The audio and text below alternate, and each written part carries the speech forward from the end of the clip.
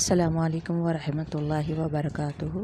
جی انشاءاللہ ہم یہ جانیں گے قربانی اور اس سے متعلق مسائل جانیں گے، اور سوال و جواب ہے، بہت بہترین سوال و جواب ہے اور علم بھی بہت آئے گا انشاءاللہ۔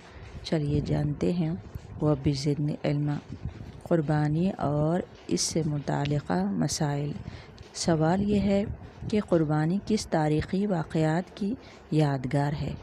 جواب یہ ہے، قربانی اس عظیم و شان واقعے کی یادگار ہے جب حضرت ابراہیم علیہ السلام نے اپنے بیٹے حضرت اسماعیل علیہ السلام کو، جو انہیں بڑھاپے میں عطا ہوئی، اللہ تعالیٰ کے حکم اور اس کی رضا کے حصول کی خاطر قربانی کرنے کے لیے تیار ہو گیا، اور دوسری طرف فرمانبردار، صابر و شاکر بیٹا اپنے والد گرامی کے زبان سے یہ اشارہ سن کر اس کے رب نے اس کی جان کی قربانی طلب کی ہے۔ سبحان اللہ! دیکھیے، اس لمحہ اللہ تعالیٰ کی راہ میں قربانی ہونے کے لیے تیار ہو گئے، اور اللہ رب العزت کو حضرت ابراہیم علیہ السلام اور ان کے بیٹے کی یہ عادت بہت پسند آئی۔ دیکھو، والد بھی اپنے بیٹے کو قربان کرنے، اللہ کے لیے قربان کرنے، اللہ کو راضی کرنے کے لیے آگے بڑھے، اور قربانی قبول ہوئی ان دونوں کی، مگر بیٹے کی جان بخش دی گئی اور اس کی جگہ ایک مینڈا قربان کر دیا گیا۔ سبحان اللہ! چنانچہ آج تک آپ علیہ السلام کا ذکر اور قربانی کی صورت میں آپ علیہ السلام کی یادگار موجود ہے اور قیامت تک موجود رہے گی۔ سبحان اللہ! اور قدرت نے اس یادگار کو فرضیت و لزوم کا درجہ دے کر ایسا مستحکم انتظام فرما دیا ہے کہ اسے کسی بھی سازش اور بے جا منفی تاویلوں سے ختم نہیں کیا جا سکتا، بے شک بالکل بھی۔ اور دوسرا سوال یہ ہے، عید الاضحیٰ اور حج کے موقع پر کی جانے والی قربانی میں کیا فرق ہے؟ چلیے جانتے ہیں، جواب جانتے ہیں۔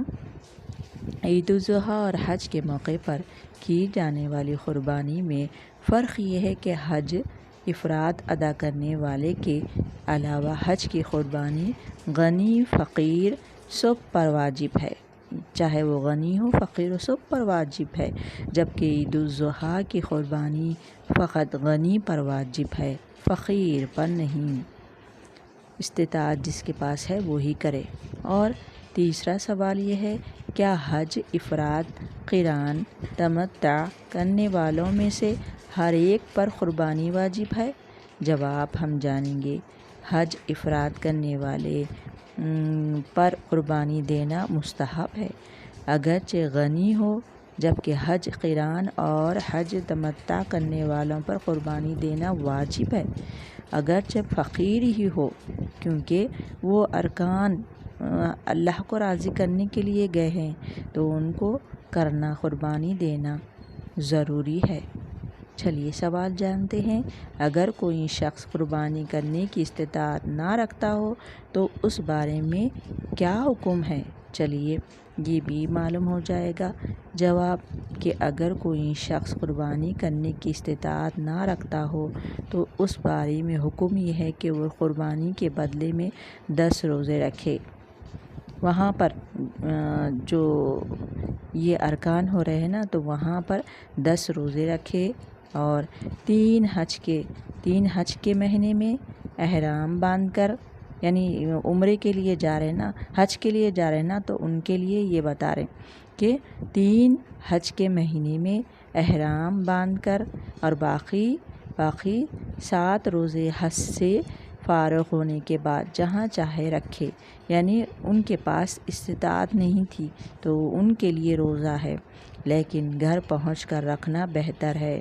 ان روزوں کو مسلسل یا الگ الگ رکھنا دونوں طرح جائز ہے۔ چلو انشاءاللہ آگے کل ہم پڑھیں گے، تب تک وآخر دعوانا الحمدللہ رب العالمین۔ السلام علیکم ورحمۃ اللہ وبرکاتہ۔